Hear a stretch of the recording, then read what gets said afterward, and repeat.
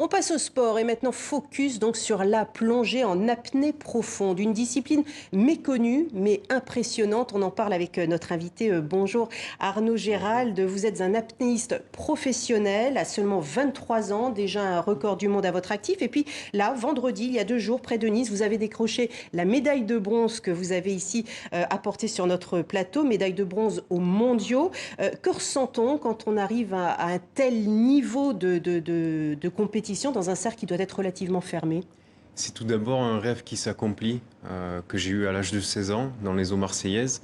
C'est toute une équipe qui se greffe autour, une équipe de confiance qui est beaucoup visée aussi sur la famille et des amis, des personnes qui nous connaissent par cœur, qui peuvent nous conseiller.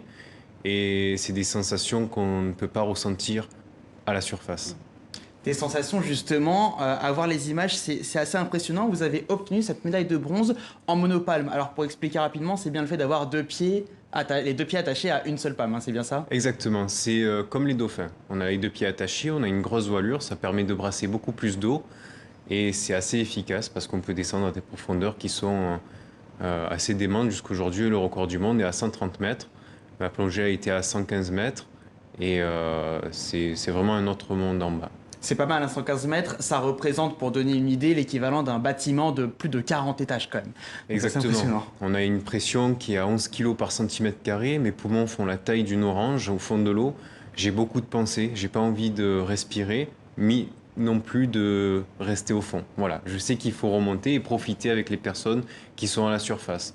Donc beaucoup d'automatisme, beaucoup de répétitions et aussi une confiance et un mental à toute épreuve parce que c'est pas des endroits où on a le droit d'avoir peur. Justement, à quoi pensez-vous au moment où vous vous élancez, au moment où vous plongez dans l'eau? Au moment où je m'élance, c'est la répétition de tous mes entraînements que j'ai effectués cette année, que j'ai effectués l'année dernière aussi pendant mes mondiaux. C'est être tellement concentré qu'on en arrive à devenir un automatisme complet. On ne maîtrise plus grand-chose finalement. Le corps parle par lui-même.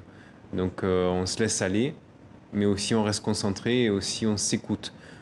On se concentre vraiment sur le moment présent, comment je me sens à cette seconde près, est-ce que je me sens bien? Et si je me sens pas bien, il faut avoir la maturité de pouvoir tourner avant l'objectif pour ne pas se faire mal. Votre descente a duré 3 minutes et 12 secondes, et le tout bien sûr sans tuba ni bouteille d'oxygène. Alors pour nous, comme des mortels, expliquez-nous, c'est quoi le secret justement pour tenir aussi longtemps dans de telles profondeurs? Tenir aussi longtemps dans de telles profondeurs, c'est l'adaptation à la pression, c'est casser beaucoup de barrières mentales, le fait de ne pas respirer, le fait d'aller dans des endroits où finalement aujourd'hui on était très très peu à pouvoir aller. Il y a plus d'hommes qui sont allés dans l'espace que d'hommes qui sont allés à ces profondeurs sans respirer. Aussi, c'est s'y sentir bien, mais le secret total, c'est prendre son temps et avoir une équipe de sécurité autour de soi. C'est un sport qui reste un sport extrême, où on ne sait pas ce qui peut arriver, les conséquences peuvent être très graves, mais plus l'équipe autour de soi sera conséquente, plus on aura confiance en elle, moins on prendra de risques. Et vous avez découvert ce sport assez tardivement, lors d'un stage, hein, si je ne me trompe pas, à l'âge de 16 ans. Est-ce que pour vous, à titre personnel, c'était une bouée de sauvetage? Parce que j'ai cru comprendre que votre scolarité avait été assez difficile. Exactement, à l'âge de 16 ans, je découvre cette discipline, mais juste avant, avec la dyslexie, les difficultés scolaires, le soir je voyais des orthophonistes qui m'aidaient à vaincre ces difficultés. Ça crée autour de moi une bulle qui m'étouffait, et à partir du moment où je me suis retrouvé à 30 mètres, dans le bleu total, où il n'y a pas de poisson, il n'y a pas de sable, rien du tout, ça a fait un effet miroir, et j'ai pu enfin me concentrer sur ce que je ressentais, qui j'étais, et j'ai pu vaincre aussi le côté je me concentre un petit peu trop sur le regard des autres. Et maintenant, voilà, ça m'a fait vraiment du bien et j'ai transformé cette difficulté que j'avais petit en force pour ma discipline. Une belle leçon, hein. Merci Hmm. beaucoup Karim Baldé, puis surtout merci à vous Arnaud Merci Gérald. à On vous. peut voir votre médaille, parce qu'on ne l'a pas vue là Juste tout ici. à l'heure. Voilà, la Voilà. médaille de bronze lors des derniers mondiaux.